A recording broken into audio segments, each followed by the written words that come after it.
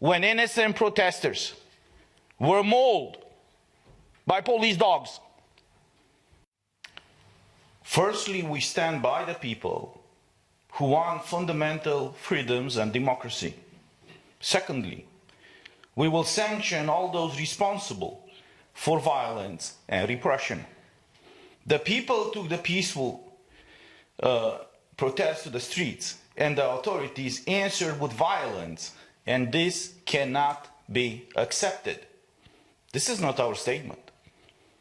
I just quoted right now from a statement released by Ursula von der Leyen on August 19, 2020, after the violent protests in Belarus, or I will rephrase that. After the peaceful protests in Belarus that were answered by the Belarusian government with violence. Now my question to Ursula von der Leyen is the following. Why is she silent right now?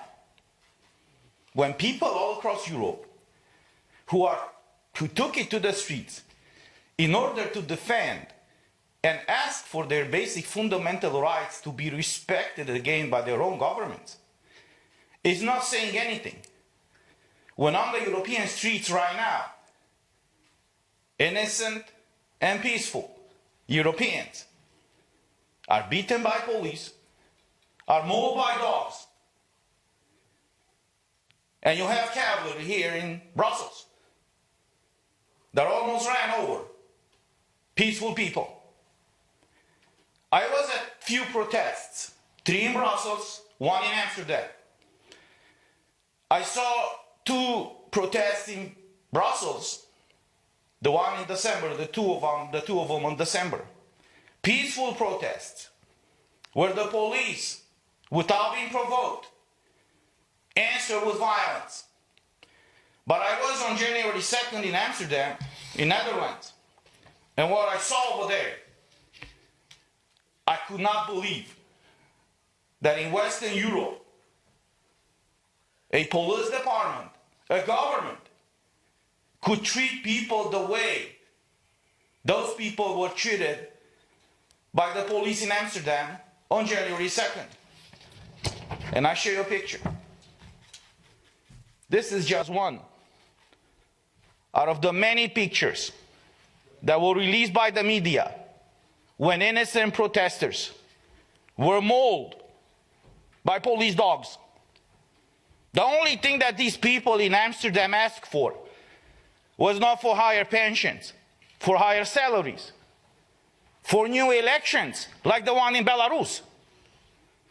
The only thing those people asked for was to have their basic, fundamental human rights respected by their own government, which did not happen. Another thing that shocked me after this inhumane and brutal response of the police in Amsterdam were the veterans of the Dutch army. They came and they created a line of defense between these brutal police forces and the innocent bystanders. And if you look on the images, you will see that the one who got beaten first were the veterans. These people, look, I'm not Dutch. I'm not a citizen of that country. But I have to use this opportunity to thank them for their service. This should be an answer that their own government should give them. These people risk their lives for the life and for the prosperity of their citizens. They did that, in different NATO operations. And they did that on January 2nd. After I came from Amsterdam, I just could not believe it. I've seen what happened in 1989, in December in Romania, when we took it to the streets to fight against communism. We asked back then not only slogans against communism, but we asked and we demanded liberty, freedom. Now, until 1989, 1990, always the West looked at the East, saying, well, after the Iron Curtain is this evil empire, as Ronald Reagan used to call USSR. After the collapse of Soviet Union, we all believed that these values, these humane values, I would say, that made such a great difference between the Western world and the world that was after the Iron Curtain, will prevail. And look where we are right now. From an Iron Curtain handled by the USSR, we live right now in a world that you could easily call it Iron Fist. This is what EU became. People cannot protest anymore. If they peacefully protest, they will be attacked and brutally beaten by the police. Their basic fundamental rights were stripped away from them by their own governments. And the question that we should all ask is, where are we? What is the direction that we will allow this EU to take? Clearly what we see right now is under the leadership of Ursula von der Leyen, EU is transitioning from democracy to tyranny. I said it before that the difference between democracy and tyranny is simple. When you know everything about your government, that is democracy. When the government knows everything about you, that is tyranny. Because transparency is one of the key elements that makes the difference between democracy and tyranny. But the second thing that makes the difference between democracy and tyranny is the respect for fundamental rights. See, those countries after the Iron Curtain that were influenced by the Marxist philosophy, they all said that people, the citizens, do not have basic fundamental rights. All these rights are actually privileges granted, given by the government. We in the West, we developed this great society where we believed, and we put it in constitutions, in treaties, in conventions, that every person has a unique dignity that must be respected and protected by the government. Liberty, freedom, dignity is not a right, or are not rights granted by the government, but these are natural rights that the governments must protect. And look where we are right now.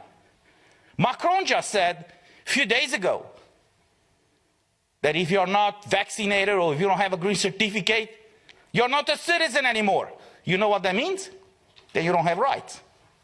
Francesca just said what is happening in Italy. Imagine those Italian citizens on the islands. If they are not vaccinated or don't have a green certificate, they cannot use mass transportation. These people pretty much are imprisoned on those islands. Do we live in a Europe as an area of freedom, as the treaty says? Or do we accept this EU under the leadership of Ursula von der Leyen to become a prison camp? So this is the reason why we have to congratulate and thank all these people from all these countries in Europe that took it to the streets. It is sad that we have to go on the street and demand the respect for basic fundamental rights, but we don't have any other choice right now.